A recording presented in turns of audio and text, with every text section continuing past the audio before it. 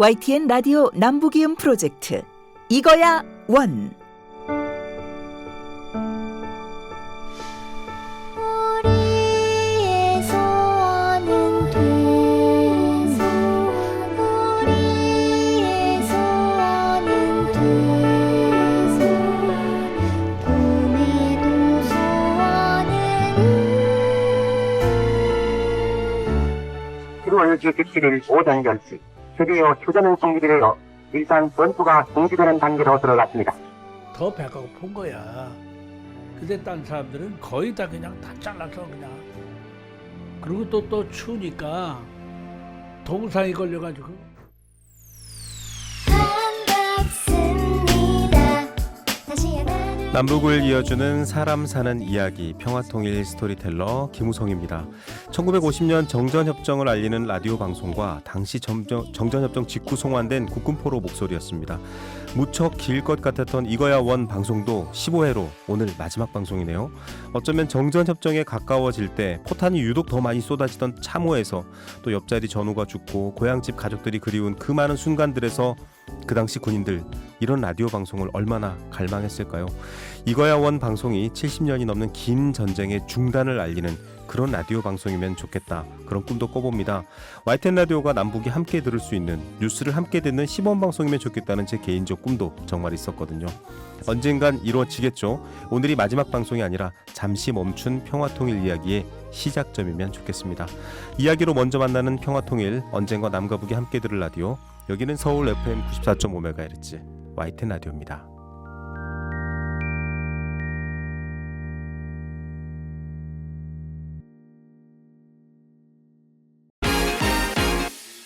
남남 북녀 남 앵커 북 아나운서 결의말 뉴스. 같은 듯 다른 말 괜찮아요. 이롭습니다. 네, 소통을 위한 작은 발걸음인데요. 이제 큰 발걸음 같습니다. 15번 정말 봄에 시작해서요. 가을까지 왔습니다. 결의말 뉴스의 터줏대감 주영씨입니다. 어서 오십시오. 안녕하세요, 앵커님. 네, 아쉽습니다. 오늘이요. 마지막 시간이에요. 그러네요. 왜 이렇게 시간이 정말 쏜살같이 흘러가네요. 그러니까 우리가 이 코너가요. 결의말 뉴스가 짧아요. 프로그램 시작하면서 바로 시작하긴 하는데 짧아서 더 아쉽다라는 생각도 들고요. 지금 15화 동안 사실 방송인으로서 남과 북의 언어 얘기를 다 하셨잖아요. 네. 소감이 어떠세요?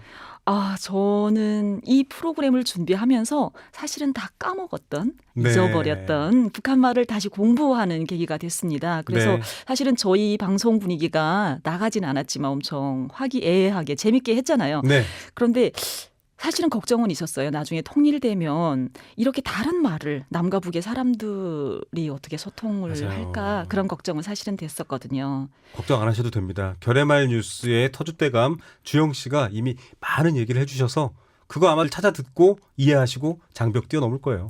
그랬으면 좋겠습니다. 그런데 제가 걱정했던 부분이 한 가지가 네. 평안도 말투는 오히려 이제는 익숙해졌잖아요. 네네. 한국에서도.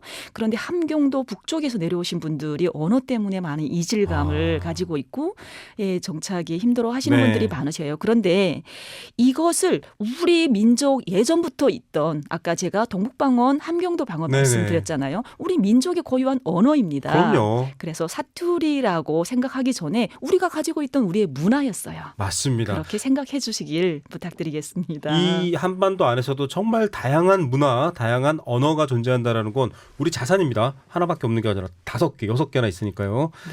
자, 이렇게 뭐 언어도 얘기하고 많은 얘기도 하고 있는데 나중에 그렇게 오신 분들한테 언어 교육, 언어로 잘 적응하거나 혹은 통일 이유를 대비하는 것들 그런 사업들도 주영 씨가 저는 하실 거라고 믿습니다. 저도 도와드리겠습니다.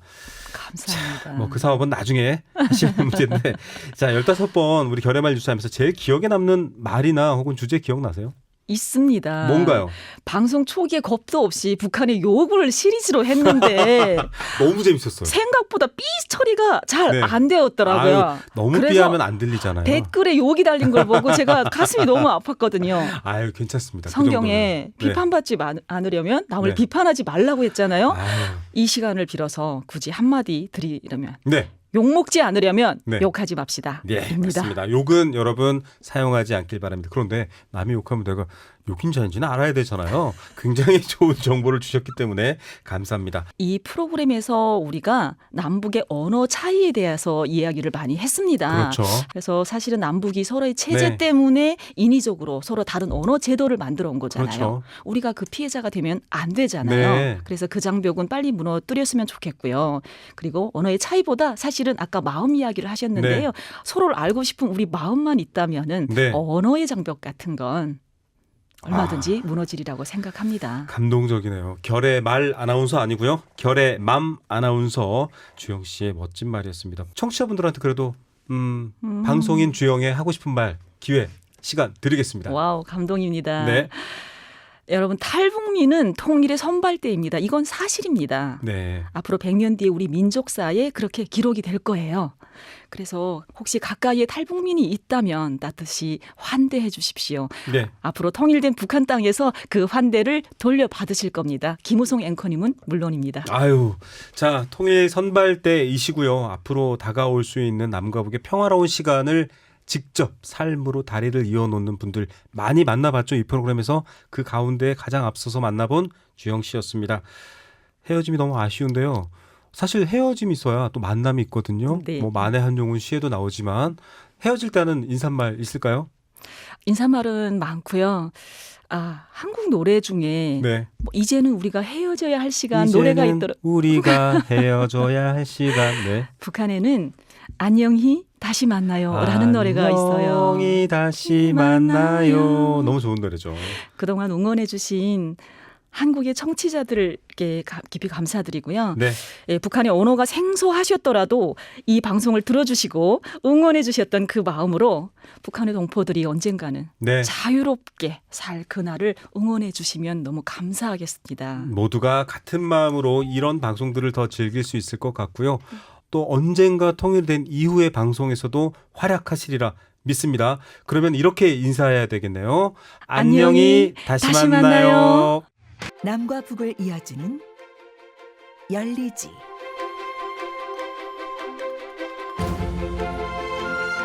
국민 가수 조용필 씨가 오늘 저녁 평양에서 역사적인 첫 단독 콘서트를 가졌습니다.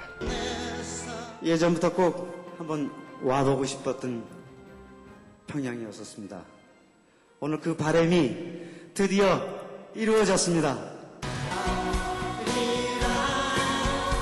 이런 공연을 자주 함으로써 이해하고 또 문화를 서로 교류하면서 더 가까워졌으면 하는 그런 생각이 들었습니다.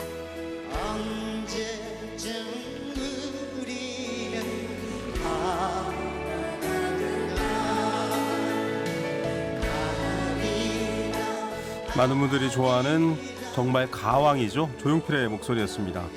열리지가 이 코너 이름인데요. 다른 땅에 뿌리 내린 나무의 가지가 이어져서 하나의 나무가 되는 걸 말합니다. 그간 남과 북에서 자신의 삶을 무수하게 뻗은 가지로 만들어서 남과 북을 하나의 나무로 꿈꿨던 분들 많은데요. 오늘 열리지 대망의 마지막 시간입니다. 마지막 코너 방송과 문화교류 얘기를 해볼 텐데요. 오늘 함께해 주실 분 소개해드리겠습니다. 아마 대한민국 방송 관계자 중에 이분만큼 북한을 많이 다녀온 분이 있을까 싶습니다. 대한민국 최초로 평양 김일성 광장에서 생방송 뉴스를, 또 평양에서 최초의 조용필 단독 공연을 기획한 명실상부 대한민국 최고의 북한 전문 PD입니다. 한국 PD 연합회장을 지낸 오기현 PD 스튜디오에 나와 계십니다. 어서 오십시오. 안녕하십니까.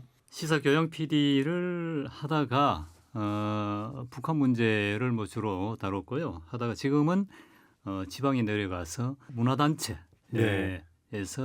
대표로 일을 하고 있습니다. 네, 어쨌든 뭐 문화 콘텐츠 분야로 계속 활발하게 활동하시는데 제가 앞에 소개한 이게 사실 맞는 건지 팩트 체크가 필요합니다.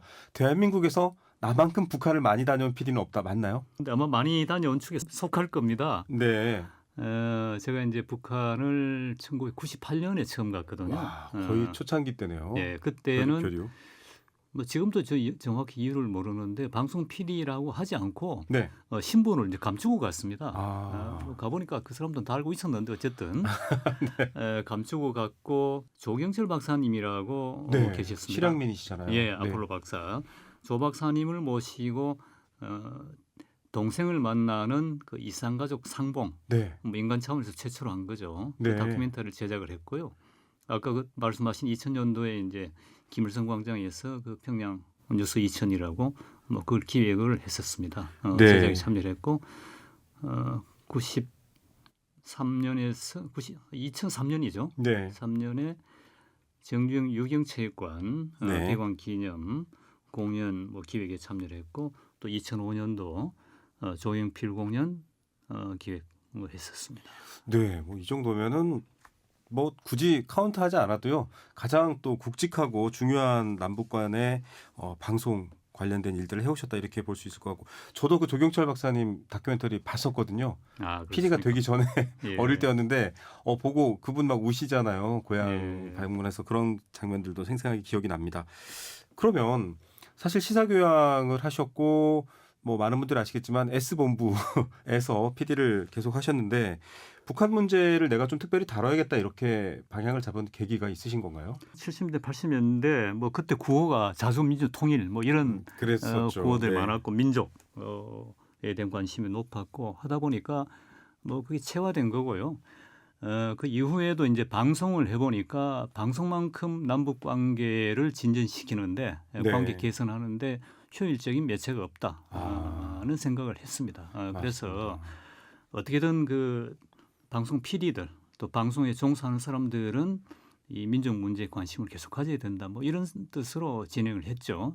조영필 공연을 하러 갔을 때인데 네네. 저희가 무대 관객들 반응이 굉장히 궁금했습니다. 네네. 사실은 뭐 북한에서는 남한의 그 공연에 대해서 반응하는 것조차도 사전에 약속된 반응일 가능성이 크고 그렇죠. 그래서 저희가 카메라를 7대를 이제 관객들 쪽에 이렇게 설치를 했습니다. 리액션을 잡기 위한 것들을. 네. 근데 맨 처음에는 뭐 크게 그 반응을 보이지 않다가 어느 정도 이렇게 진행이 되다 보니까 뭐 바로 움직인다든지 네. 장단을 맞춘다든지 노래를 따라하는 사람들이 있었거든요. 네. 이 조용필 공연을 사실 성공한 게 굉장히 뭐랄까요? 왜 조용필인가라는 의문도 있지만 책도 내셨잖아요. 그해 여름 그들은 왜 조용필을 불렀나. 네. 오기현 PD가 직접 만드신 책인데 지금 분위기에서는 상상도 못할 일이거든요. 어떻게 생각하십니까? 6.15 선언이 있었고 네. 그 전후로 방송사들이 이제 경쟁적으로 북한 콘텐츠를. 북한하고 접촉을 했습니다. 네. 어떤 정해진 통로가 사실 없었죠. 네. 그러니까 되게 이제 PD들이나 기자들이 발품으로 예. 사실은 합북과 불법의 중간입니다. 애매한 애매하죠. 규정이 애매한 네, 규정, 맞습니다. 규정이 없었기 때문에 그렇게 시도를 했고 북한에서 먼저 제안이 왔어요. 조용필을 불러달라. 조용필 선생을 불러주시오. 표현거들하면. 왜 조용필일까요? 그래서 제가 처음에 왜 조용필일까 네. 했는데 이제 그 정도 제안을 했다 공식적으로 했다는 것은 최고 지도자의 승인이나 요구가 없으면 불가능하다는 생각을 했습니다. 그러면서 하는 이야기가 조정필, 네. 나훈아, 네. 조수미, 네. 심수봉, 네. 김현자 이렇게 5사람을 꼽았습니다. 이 사람들을 순서대로 불러주십시오. 네. 저는 그렇게 이야기했거든요. 대개 북한하고 일을 할 때는 속전속결로 하는 것이 좋습니다. 왜냐하면 중간에 어떤 그 대외적인 변수가 생길지 맞아요. 모르기 때문에 네. 해서 이제 조정필 씨를 찾아갔죠. 네. 찾아갔는데 조정필 씨가 이런 제에 거절을 처음에 했습니다. 조정필 선생 불러달라는 것은 북한에 팬이 있다는 거다. 네. 팬이 있는데 가수는 가야 되는 거 아니냐 하고 팬이 설득을 있다. 네. 해서 하니까 한 일주일 정도 지나고 나서 네. 좋습니다. 한번 가봅시다. 이렇게 됐습니다. 돼서 북한에 통보를 했죠. 네. 진행합시다. 어려울 때 가서 이 어려움을 타개하는 것이 조영필 선생의 의무입니다. 개척하라. 뭐 이런 얘기네요. 이런 이야기를 했습니다. 하니까 좋습니다. 갑시다. 지방 공연도 하겠습니다. 네. 이렇게 와. 입장이 바뀌었습니다.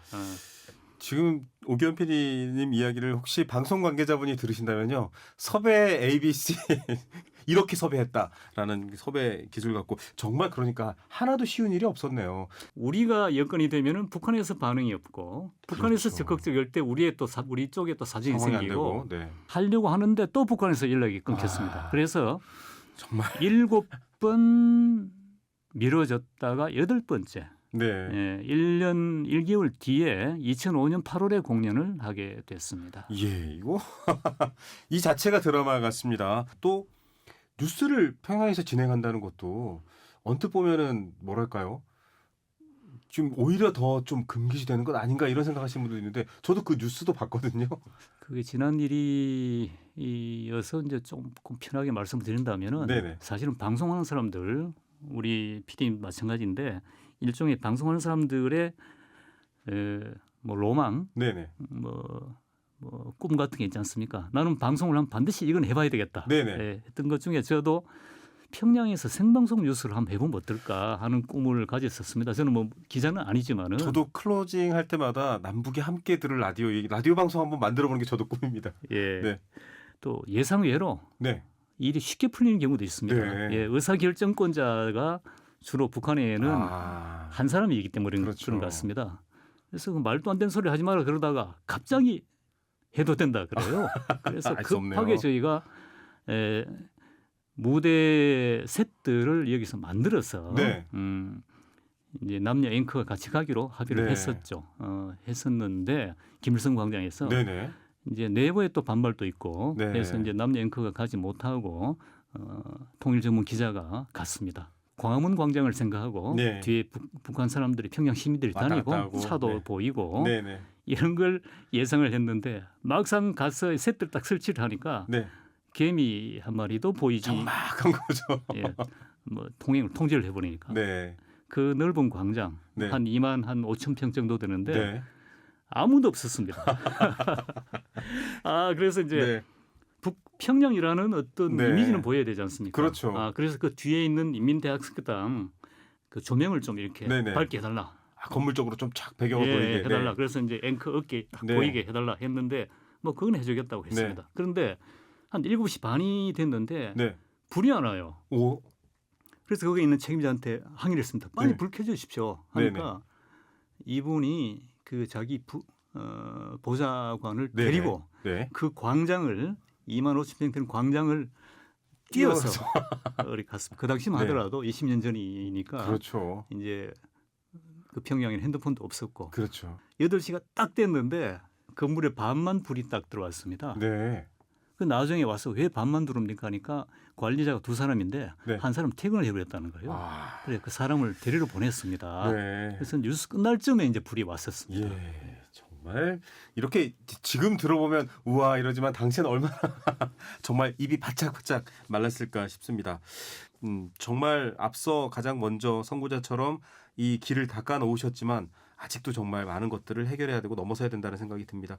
실제로 북한의 그 경제 특히 가정 경제의 90%는 시장에 의존한다고 하거든요. 네. 실제로 시장에서 수입을 획득을 하고 또 물품이나 생활 필수품을 조달을 다 합니다.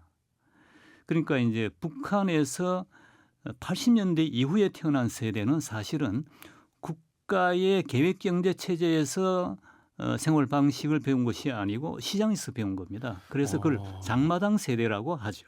배급 받아서 그냥 걱정 없이 뭐 병원비도 낼 필요 없이 사는 게 아니라 어쨌든 내 능력껏 어느 정도는 경제력이 있어야 살 수 있는 발품을 팔아야 살 수가 있는 거죠. 네. 예, 그래서 북한에서 뭐 그런 이야기를 합니다. 국가만 믿다가 네. 있던 사람은 다 굶어 죽는다. 뭐 이런 이야기를 했습니다. 이게 사실은 저희가 지난주 방송에서 설송화 소설가가 여성 돈주가 어떻게 좋은 출신 성분을 사게 되는지에 대한 소설 얘기를 해드렸죠. 돈주라고 합니다. 이 장마당에서 어떻게 보면 이제 영향력을 갖는 사람들이잖아요. 그런 사람들에 대한 두각, 방금 말씀하신 장마당 세대에 대한 이해가 돼야 이제 방송이든 교류든 문화, 스토리든 뭐든 북한과 얘기를 할 수 있겠다 이런 생각이 드네요. 맞습니다. 피디님 최근에 그럼 북한에 언제 다녀오신 건가요? 2018년이니까 벌써 한 5년 됐죠. 예, 최근입니다. 그래도 아까 이야기했듯이 장마당 세대는 네. 좀 다를 거라고 봅니다. 어떤 그 이념이나 체제보다도 네. 개인의 이익을 쫓는 세대가 한 30대, 한 40대 초반 네. 정도까지 이제 인구가 확산이 됐기 때문에 네. 그들의 그 눈높이, 네. 니즈에 맞는 정책을 개발하면은 과거와 다르게 또 다른 반응이 또 나타날 거라고 저는 생각을 하고 기대를 합니다. 그리고 그건 북한뿐만 아니고 네. 남한도 마찬가지죠. 그렇죠. 이제 그 젊은 세대들한테 민족을 강조를 하고 무조건적 통일, 우리는 통일이라고 했을 때 얼마나 호응을 할 거냐는 생각을 해보게 되거든요. 맞습니다.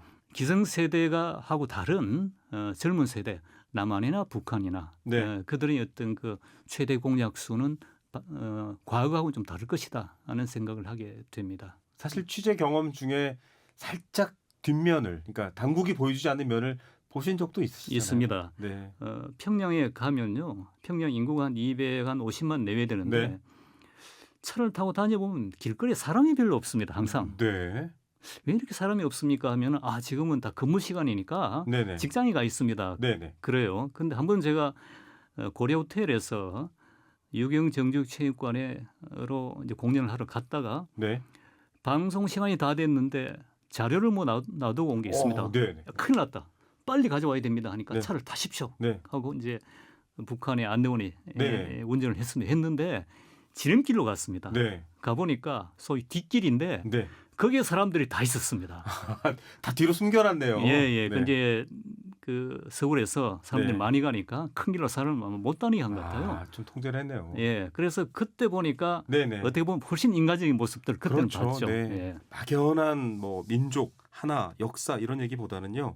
정말 서로 주고받을 수 있는 무언가가 있을지를 생각하는 것. 이것 또한 한편으로는 정말 통일을 향한 중요한 걸음 같습니다. 제가 북한을 가려고 하거나 북한 관련 프로그램을 만들려고 하면은 늘 듣던 이야기가 있습니다. 네. 왜 하필이면 이런 어려운 시기에 일을 하려고 하느냐. 왜 하필이면은 그런 어려운 이 프로그램을 만들려고 하느냐라는 이야기를 했거든요. 네. 남북 관계는 좋은 시절이 단 한 번도 없습니다. 네. 결국 좋은 시기는 저는 기다린다고 오지 않는다고 봅니다. 결국 우리가 만들어가야 한다 이렇게 생각을 하고요. 요즘은 통일이라는 이야기를 잘 하지 않죠. 네. 그 이유는 저는 통일은 평화가 가져다 주는 선물이다. 네. 평화롭게 지내다 보면 자연스럽게 통일은 올 것이다. 끊임없이 북한과 저는 평화를 만들기 위해서 접촉하고 교류하고 노력을 해야 된다 생각을 합니다. 많은 분들이 같이 고개를 끄덕이실 것 같습니다. 통일이라는 어려운 목표가 아니라요. 평화라는 중요한 목표를 향해서 기다리지 말고 먼저 나서서 만들어가는 용기도 필요하다는 얘기인 것 같습니다. 지금까지 북한 전문 프로그램을 많이 제작하신 분이죠. 오기현 PD와 함께했습니다. 감사합니다. 고맙습니다.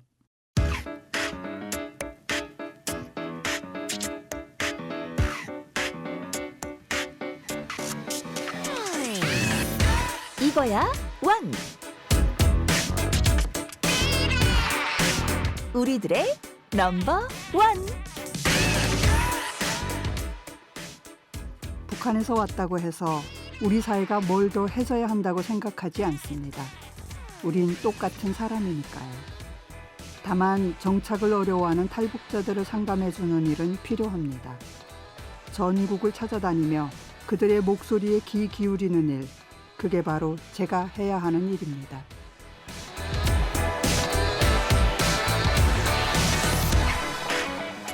정말 우리 사회의 2023년 현재를 살아가는 넘버원들을 만나는 시간이죠. 저는 라디오 PD를 오래 해서 그럴까요? 목소리에도 무게가 있고 색깔이 있다라고 생각합니다. 실제로 그렇게 느껴지는데요. 이분의 목소리의 무게와 색깔 어떻게 들리셨나요? 많은 사람들의 이야기를 듣는다는 것에 중점을 뒀다라는 것에서 여러분들 어떤 색깔을 갖고 있다라고 느끼십니까? 직접 이 방송이 추구하는 가치와 지향점과도 하시는 일이 비슷하게 연결되어 있습니다. 이샘 기자 스튜디오에 나와 계십니다. 인사할게요. 안녕하십니까? 네, 안녕하세요. 통일부에서 제작하는 동포사랑이라는 잡지에서 취재하고 글 쓰고 사진 찍고 이런 일을 하고 있고요. 여성 인권을 지원하는 사람들이라는 단체에서 탈북민 상담 일을 겸해서 하고 있어요. 네. 소설가 이경자의 세 번째 집이라는 작품에 거의 이름만 바꾸면 나의 이야기다라고 할 만큼 소개가 됐다라고 해요. 그 부분도 많은 관심을 받고 있는 것 같습니다. 남한에 오기 전까지의 이야기는 저희 부모님 이야기이고 자인이치죠. 제1교포였던 아버지가 북송선 네. 북한으로 가는 그러니까 이런 슬픈 얘기가 사실은 소설에 녹아 있어요. 아버지의 삶으로. 네. 실제로 그런 얘기를 많이 들으신 거죠. 네. 몰래 어릴 때는 아버지의 말이 이해가 안 됐고 제가 힘들어했어요. 왜 아버지는 이 사회를 긍정으로 말하지 내가 배운 이 네. 사회를 긍정하지 않고 저렇게 부정하고 힘들어 하실까? 술만 마실까? 그렇게 힘들어 했었는데 제가 아버지와 비슷한 고향을 떠나와서 이산을 또 겪게 되는 예, 거죠. 갈 수 없는 고향을 그리워하는 네. 그런 입장이 되어 보니까 아 그때 아버지가 얼마나 힘들었을까. 그리고 아버지는 좋은 자유가 있는 곳에서 자유가 결박당한 곳으로 끌려갔다면 그렇죠. 저는 그 반대로 네. 자유가 있는 곳으로 왔잖아요. 네. 그래도 이렇게 힘든데 고향과 부모가 보고 싶어서 이렇게 힘든데 아버지는 얼마나 힘들었을까. 40 넘으니까 좀 이해되더라고요. 그렇죠. 사실은 고향이 뭘까라는 거를 지금 지방에서 태어나서 성장해서 서울에 와 있는 평범한 대한민국에서만 살아보신 분들도 겪거든요. 왜냐하면 지방에 부모님이 다 돌아가시고 없어지면 그냥 거기는 익숙한 뭐랄까요 그렇죠. 지역일 뿐입니다. 기자님은 고향이 뭐라고 생각하시나요? 아버지의 경험, 나의 경험을 고향은 떠올려 보면 부모님, 사람이군요. 땅이나 어떤 특정 지역이 아니라 사람. 네. 네. 그 소설 속에서는 결국 아버지의 고향이라고 간 곳은 일본이에요. 자인이치로 네, 네. 살았던. 네. 그러면 만약에 이샘 기자님의 자녀가 나중에 아주 먼 훗날에 엄마의 고향이야라고 찾아갔으면 하는 곳 마포입니까? 일본입니까? 아니면은 태어나셨던 북한입니까? 북한이요. 네. 네. 그러니까 제가 이렇게 두 가지 일을 하고 있잖아요. 네네. 취재를 나갈 때는 네. 정말 자기 일을 열심히 성실하게 하는 잘 된 사람들을 케이스. 만나요. 네. 상담을 나가면 많이 힘들어하는 분들을 만나요. 몸이 불편하신 분이 아니면 여러 가지 심리적인 이유나 뭐 트라우마를 겪으면서 정착을 어려워하시는 분들 네. 이런 분들을 만나요. 뭐 그러면 학교 폭력에 자녀가 있어서 네. 힘들어하는 분 만나기도 하고 성폭력 피해자도 만나고 뭐 상황이 여의치 않으니까 그러긴 하겠지만 매사에 부정적인 사람들도 있어요. 부정적이고 자기 틀을 부수지 못하고 그 안에 갇혀서 있는 사람들. 이게 굳이 꼭 탈북민의 맞아요. 얘기거나 네. 뭐 북한이라는 말을 앞에 붙여야 쓸 수 있는 말이 아니라 네. 지금 저희 뭐 AD나 작가나 저 스태프들한테도 맞아요. 잘 되는 분들 보면 매사를 긍정적으로 보더라고요. 그게 꼭 북한에서 와서 이런 건 아니거든요. 네. 기자라는 시각으로 넓게 보셨기 때문에 조언을 해주거나 아니면은 저도 남한에 와서 결국에는 내가 강해야 되는구나. 나 자신을 사랑해야 되는구나라는 거를 받아들여 어떻게 배웠다고 해야 되나? 네. 그런 시간들이 네네. 있었어요. 누가 뭐래도 상대방이 나를 무시하는 언어를 했다고 해도 내가 나를 사랑하고 내가 나 자신에게 자신감이 있으면 그 말을 안 받아들이면 되거든요. 그렇죠. 네. 누가 어떤 말을 하든 아니야. 나는 나야. 나는 나를 사랑하고 나는 저 사람이 말하는 그런 사람이 아니야. 이렇게 안 받아들이면 되는데 제가 직접 시사 프로그램이나 이런 것도 진행하면서 범죄를 많이 다루거든요. 범죄 피해자들이 제일 먼저 피해를 입은 건 신체나 재산의 손해가 아니라 마음입니다. 네. 정의를 찾아야지, 저 사람을 벌해야지라는 마음을 아예 가질 수 없게 만드는 게 첫 번째 피해거든요. 그것부터 극복해야 자기를 긍정하고 자기에 대한 애정, 자기에 대한 보호를 갖게 해야 되는데 살고 싶어서 네. 나를 사랑하는 법을 터득하고 익히고 이렇게 왔는데 탈북민들도 그런 과정들을 지나오면서 자기를 사랑하는 노하우나 방법들을 터득해 가는 과정이라고 생각을 해요. 네. 네. 큰 얘기들이 녹아 있어서 오늘은 조금 선문답 같이 사람들이 들으실 수도 있겠는데요. 사람이라는 말과 사랑이라는 말과 삶이라는 말과 비슷비슷하게 생긴 이유가 다 있는 것 같습니다. 결국 내가 살기 위해서 날 사랑해야 돼라는 말은 이 또한 북한과 무관하게 지금 살고 있는 저 자신한테도 와닿는 말이고요. 많은 사람들한테 필요한 말입니다. 저희 할아버지는 남한 대구에서 태어나서 일본에 가셨고 아버지는 일본에서 태어나서 북한에 가셨고 네. 저는 북한에 태어나서 중국에 가서 딸을 낳았고 딸은 중국에서 태어나서 남한에 와서 살고 있어요. 정말 디아스포라의 가족이네요. 네, 네. 딸이 9살에 왔어요. 네네. 한국에 왔는데 사춘기를 겪으면서 내가 왜 탈북자냐고. 그러면 학교에서 놀림을 받나 봐요. 엄마 내가 왜 저런 데 가야 돼? 나는 탈북자 아니잖아. 네. 나 왜 저런 데 가야 돼? 이런 이야기들을 하고 그랬어요. 처음에는 그게 안타깝고 그랬는데 커서도 굳이 자기가 탈북자의 자녀라는 말을 하고 싶지 않다 그러더라고요. 네. 그 말은 이해는 되지만 너의 정체성이 어디서 왔는지는 네. 네가 알았으면 좋겠어. 네 마음속에 그게 있었으면 좋겠어. 네. 그런 이야기는 해주죠. 그러니까요. 지금 이샘 기자님 말을 들어보면 이건 다름이 아니라 특별함이거든요. 그 시절에 많은 사람들이 겪었던 디아스포라입니다. 이산과 이주의 과정들은 뭐 독립운동할 때부터 끊임없이 겪었던 일인데 그 특별한 과정 속에서 또 북한 사회는 같음을 지나치게 강조해서 공포스럽다면 한국 사회는 다름이 공포거든요. 하나를 버리고 잃고 온 게 아니라 두 개를 갖게 된 거야. 중국에서의 너와 한국에서의 너. 뭐 이샘 기자님도 마찬가지잖아요. 북한에서의 나와 중국에서의 나와 대한민국에서의 나. 아버님, 할아버님도 저는 같을 거라고 봐요. 네. 두 개의 나라를 가지신 분들이라는 생각이 들어서 그 말에 아까 처음에 하셨던 내가 살려면 나를 사랑해야 된다는 말이 돌고 있습니다. 좀 지금 만약에 아버지 돌아가셨지만 일본에서 태어나서 북한에서 돌아가신 아버지를 만난다면 무슨 얘기 해주고 싶으세요? 사랑한다는 말을 해주고 싶어요. 아까 처음에 했던 말과 연결되는 말이네요. 저는 타인이고 뭐 그냥 지켜보는 사람이지만 좀 더 자신을 사랑하지 그랬어요라고 말했으면 했는데 딸의 마음은 미안해요. 그 말 못했네요. 사랑합니다라는 말. 예. 앞으로 활동을 많이 하실 건데 지금 하고 있는 일은 재밌어요. 그래서 좀 더 하고 싶은 일은 저희 아버지가 어렸을 때 저를 보고 저 하늘의 구름을 봐. 네. 구름 너머에는 우리가 알 수 없는 지금 우리가 알 수 없는 어마어마한 큰 세상이 있어. 근데 우리는 우물 안에 개구리가 되어서 그 세상으로 갈 수가 없어. 우리는 모두 우물 안에 개구리야. 이런 네. 말씀을 하셨어요. 네네. 그때는 그 말이 무슨 말인지 몰랐는데 그 구름 너머에 내가 와 있구나. 그리고 내가 살고 있는 이 구름 너머에도 어마어마한 다른 세상이 있구나. 네. 네, 그런 걸 알게 됐어요. 그래서 그런 것들을 알려주는 일을 하고 싶어요. 네. 마지막 코너를 우리 이샘 기자님이 마지막이구나. 정말 어울리게 잘 장식해 주셔서 감사드립니다.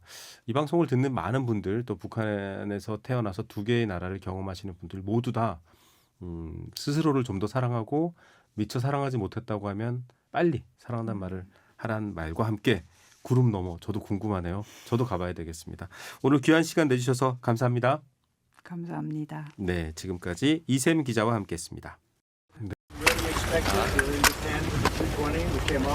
일본에서 G20회담에 참석했었고 제가 한국을 방문한 김에 익숙한 목소리인데 굉장히 시끌벅적 어수선하죠. 2018년 판문점을 찾아 북한 김정은 위원장을 만난 트럼프 당시 미국 대통령의 목소리입니다. 어수선한 뒤로 들리는 이 소리들 미국과 북한, 한국 경호원들의 소리입니다. 긴박하게 정상을 보호하기 위한 물샐 틈 없는 이 자리에서 지금 소리로는 들리지 않는데요. 특별하고 감동적인 장면이 보도카메라에 잡혔습니다.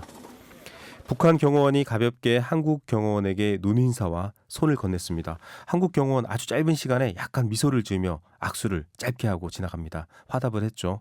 그간 정상 경호를 협의하며 아마 익숙한 얼굴이 된 탓일 겁니다. 가장 중요한 인물을 경호하는 실탄을 휴대하고 있는 경호원의 짧은 인사와 악수.